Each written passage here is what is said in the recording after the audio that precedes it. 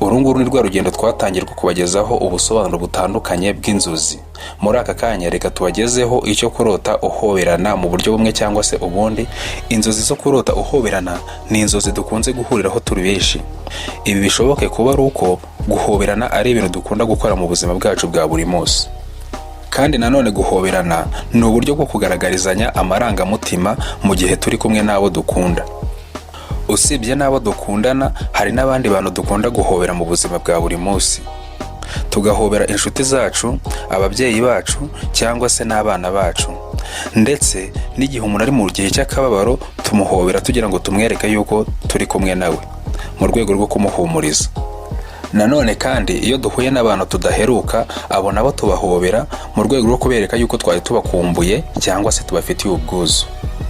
Guhoberana ubwabyo ni ikimenyetso kikwereka yuko ababikora baziranye, kuko ni gake cyane umuntu ashobora guhoberana n'umuntu atazi. Ahanini dukunda guhobera abantu mu kubereka yuko tubakunda, tubashyigikiye, yewe ndetse n'abari mu kababaro. Mu gihe duhuye nabo mu kubereka yuko twifatanyije nabo, turabahobera. Hari ibihugu bimwe na bimwe ku isi mu mico yabyo bafata guhoberana nk'ikintu gisanzwe, ariko nanone hari n'ibindi bihugu mu isi aho guhoberana bifatwa nk'ikimenyetso gikomeye hagati y'abantu. Sinzi wowe uri kunyumva muri aka kanya, uramutse uri kugenda mu muhanda witemberera ukabona umuntu araje akaguhobera, yarangiza akakurekuza akagenda nta n'ijambo na rimwe, ntabwo twabyumvikanyeho, ariko ushobora kumwita umusazi. Hari uburyo bwinshi bwo guhoberana. Reka turebe rero icyo kurota uhoberana bisobanura mu buryo bumwe cyangwa se ubundi. Uburyo bwa mbere tugiye kubagezaho ushobora kurota uhoberanamo ni ukurota uhobera umukunzi wawe warangiza ukamusoma. Iki ni ikimenyetso kigaragaza yuko ukunda kandi wita ku mukunzi wawe, kandi bikanaguhishurira yuko urukundo rwanyu rufite imbaraga ndetse n'intego zikomeye. Uburyo bwa kabiri ushobora kurota uhoberanamo ni ukurota uhobera umwe mu babyeyi bawe, cyangwa se ukabona ubahobera bombi. Ukabona uhobera papa wawe warangiza ugahobera mama wawe. Kurota uhobera umwe mu babyeyi bawe cyangwa se ukabahobera bombi. Ukabona uhobera mama wawe cyangwa se ugahobera papa wawe. Ukarota uhobera mama wawe cyangwa se ugahobera papa wawe. Iki ntago ari ikimenyetso cyiza, kuko ni ikimenyetso kikwereka yuko haba hari umuntu umwe mu muryango wawe wa hafi waba ugiye guhura n'ikibazo cy'uburwayi bukomeye kandi butunguranye. Uburyo bwa gatatu ushobora kurota uhoberanamo ni ukurota uhobera mugenzi wawe. Kurota uhobera mugenzi wawe, ibi nabyo ntabwo bifite igisobanuro cyiza, kuko bigaragaza yuko mugenzi wawe umwifuriza gukomera, kubera yuko ashobora kuba ari mu buzima butamworoheye, aho ashobora kuba arwaye, cyangwa se akaba hari undi muntu mu muryango we urwaye. Ubu busobanuro bwo kurota uhobera mugenzi wawe bufite ubusobanuro bumwe n'ubwo kurota uhobera umwe mu babyeyi bawe cyangwa se uhobera ababyeyi bawe bombi. Tukwibutse, iyi ni Ingando Online ukurikiye. Niba utarakora subscribe, akanya keza ko kwikora ni aka ngaka. Numara kuyikora uze gukanda kuri ako kantu gafite akamenyetso kameze nk'ak'inzogera. Numara kugakandaho uraba ugiye mu mubare w'abantu benshi babona ibiganiro byacu ko tubishyizeho ako kanya. Uburyo bwa kane ushobora kurotamo uhoberana ni ukurota ubona uhobera umuntu utazi. Kurota ubona uhoberana n'abantu utazi, izi nzozi ziguhishura yuko ugomba kurushaho kuba maso ndetse no kwitondera abantu wizera. Izi nzozi ziguhishurira yuko ugomba kurushaho kuba maso ndetse no kwitondera abantu wizera ndetse n'abantu mumarana umwanya munini, kuko izi nzozi zikwereka yuko bagenzi bawe bakunda kukuvugaho amagambo mabi atari meza na gato, kandi ibingibi bakabikora mu gihe udahari. Nyamara mu gihe waba uhari ukabona bakweretse yuko bagukunda, nyamara baba bakuryarya, ntago baba bagukunda na gato. Rero mu gihe ugize ubu bwoko bw'inzozi ugomba kurushaho kuba maso ku bantu bakwegereye, ku bantu ukunda kwizera ndetse no ku bantu mumarana umwanya munini, yaba mu kazi cyangwa se ahandi hantu. Ariko nanone kandi ku rundi ruhande, kurota uhoberana n'umuntu utazi, izi nzozi zishobora kuguhishura yuko hari umuntu mushya uzaza mu buzima bwawe nk'inshuti yawe, kandi bikagutungura. Uburyo bwa gatanu ushobora kurota uhoberana ni ukurota uhoberana n'inshuti yawe.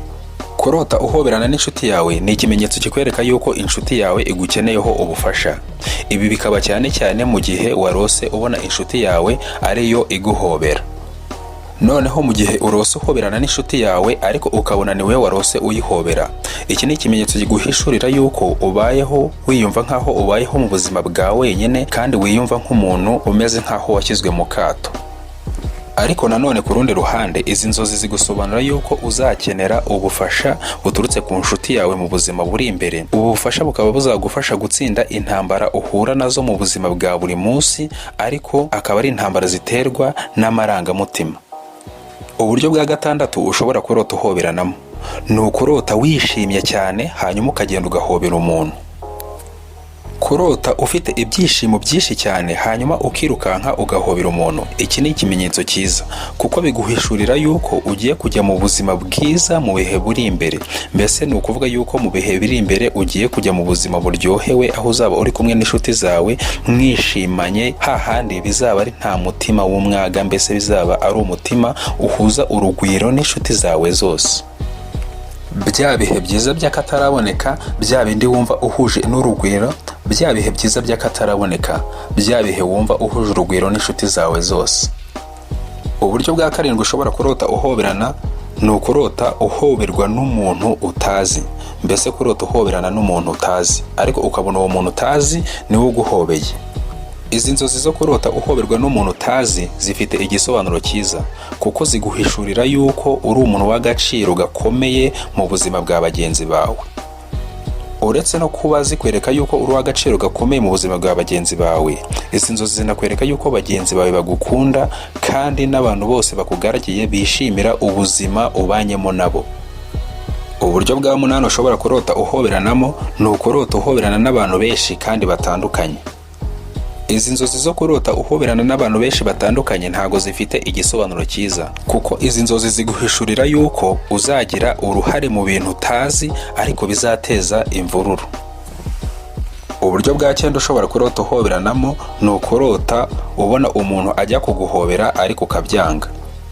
Izi nzozi nazo ntago zifite igisobanuro cyiza.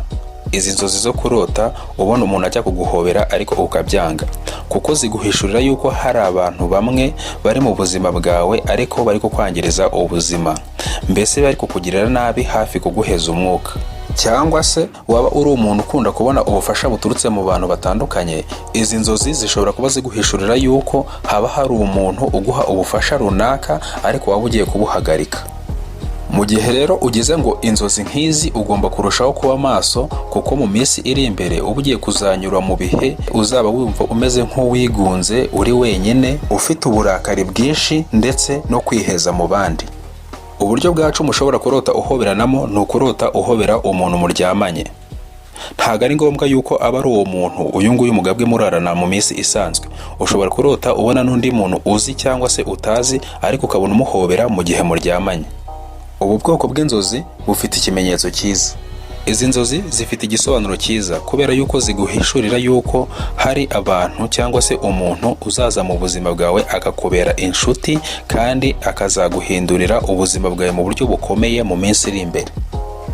Ngo uyu muntu ushobora kuza akaba inshuti yawe ashobora kuza aturutse muri ba bantu witaga inshuti zawe zisanzwe, cyangwa se akaba yava no muri ba bandi utatekerezaga yuko bashobora kukuviramo inshuti, yaba inshuti ikomeye mu buzima bwawe. Tukwibutse yuko mu gihe waba ushaka gukurikira ibiganiro byacu mu buryo bwanditse, wajya kuri Facebook hanyuma ugashakisha urukuta rwacu rwitwa Ingando Online, warangiza ugakora like. Aho ngaho waba ugiye mu mubare w'abantu benshi babona ibiganiro byacu mu buryo bwanditse. Uburyo bwa 11 ushobora kurota uhoberanamo ni ukurota uhoberana n'umugore cyangwa se umukobwa utazi. Ubu buryo bwo kurota uhoberanamo n'umugore cyangwa se umukobwa utazi, mbese utigeze ubonaho mu buzima bwawe mu minsi yashize. Izi nzozi ntago zihishura ikintu cyiza kuko zigusobanura yuko mu nshuti zawe harimo abantu bari kukubeshya kandi bashobora kuzakugambanira mu minsi iri imbere. Mbese ubugambanyi uzagirirwa buzava mu nshuti zawe zazinde wizera. Rero mu gihe ugize ubwoko bw'inzozi bwo kurota uhobera umugore cyangwa se umukobwa utazi, naho uba ugomba kurusha kuba maso cyane cyane ukita ku nshuti zawe ukareba niba zigufata mu buryo bukwiye cyangwa se niba zikuryarya. Uburyo bwa 12 ushobora kurota uhoberanamo ni ukurota uhobera umuntu ukamukomeza, ibyo mu Cyongereza bita to hug someone tightly. Izi nzozi ntago ari inzozi nziza. Izi nzozi ziba zivuga ku buzima ubayeho muri iyo minsi ugira ubu bwoko bw'inzozi. Izi nzozi rero zo kurota uhobera umuntu ukamukomeza cyane, izi nzozi zo kurota umuntu ukamuhobera cyane ziguhishurira yuko ubayeho mu buzima bwo kwicuza. Cyane cyane ushobora kurota izi nzozi mu gihe utekereje umuntu mwakundanaga ariko mukaba mutagikundana, ariko ukaba unifuza yuko mwagaruka mu rukundo. Uburyo bwa 13 ushobora kurota uhoberanamo ni ukurota uhoberana na bagenzi bawe. Izi nzozi zihishura ikintu cyiza, kuko izi nzozi ni ikimenyetso kikwereka yuko hari imbaraga zikomeye zihuza urukundo ugirana na bagenzi bawe, ndetse imibanire yanyu mugirana mu buzima busanzwe ifite imbaraga zizihuza zikomeye.